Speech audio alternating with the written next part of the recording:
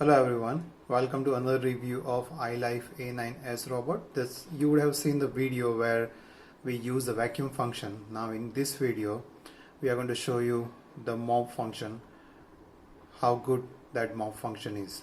So before we do that, what we will have to do is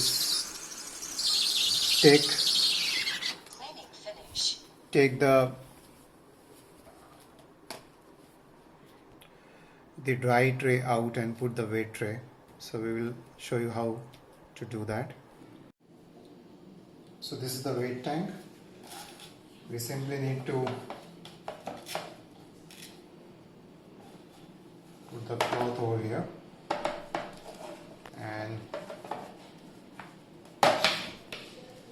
fix two ends over here, right? So two end goes here and it has a Velcro, so it fits perfectly fine. Then you turn it over. This is where you fill the water.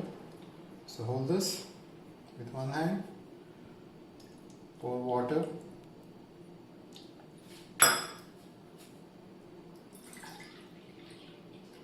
I'm just going to fill it completely. I just have done the vacuum in the house, so don't expect a lot of dirt, so I will not have to change the mop in between.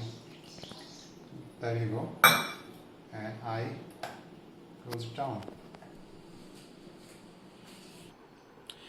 Whenever you put the wet water tank filled with water, always remember that your machine should not be in charging. So you take it away from the charger, the wall charger, take out the dry one and put in the waste one. That's it, as simple as that. And now that we have put or fixed the mop and wet tank, we are just going to start. As simple as that. If you see, it has a vibrating tank. So at the bottom it is continuously vibrating and putting a pressure on the mop. There you go. If you could see the fine vibration on the back side of the machine.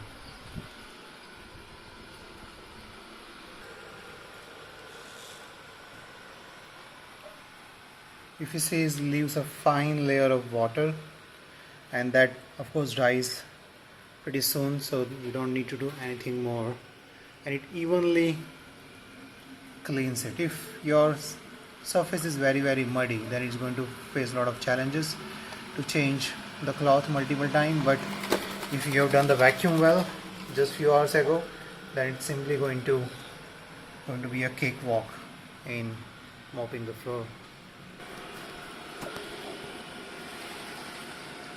I just purposefully kept 3 tea drops over here, whether to check whether it can clean all of them or not. I guess 2 are clean, 1 still remains.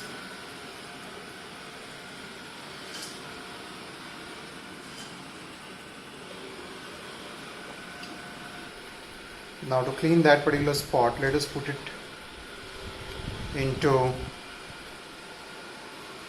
a spot clean mode.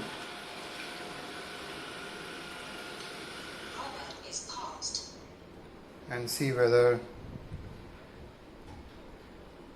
so that's how you put it into a spot clean mode.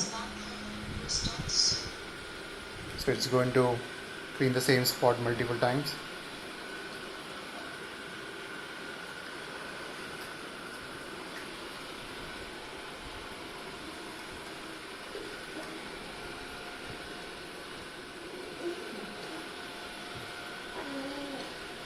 There you go, the tea drop is gone already.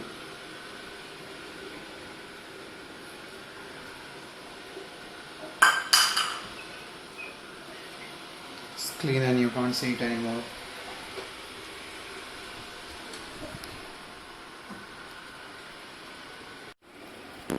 In the light reflection you might be able to see the wetness left behind by the mop. So very little water though. It doesn't use a lot of water. So it has covered almost the whole house, mopping, and now it is going in the corners. If you look at it, it has been mopping for close to 82 minutes and the battery has not yet gone down. So that is a pretty good thing. It can just go on and it has just enough power to do around the whole house, once for vacuuming and second time for mopping. So that is a good battery life. Now that's the mop, and if you look at it, it is not very dirty. So in the whole run I have not really changed the mop. It has used all the water though, and here is a good thing. Even in the wet tank there is a small area which collect all the dust. So when it has done a run for mopping, the vacuuming was still on and it just collected some dust. If I have to show you, let me just show you how much dust it collected. That's a good enough dust, and wow, that's a Lego brick of my son. So he's going to like it. He was searching for this for a while. So even all the dust that has been collected during the vacuum run, it was still able to capture some more.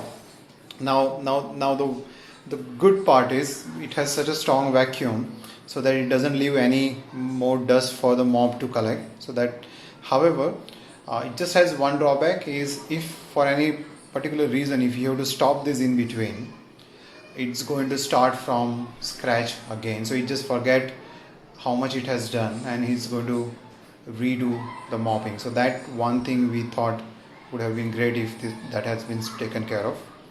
Otherwise it's an amazing vacuum as well as amazing mop.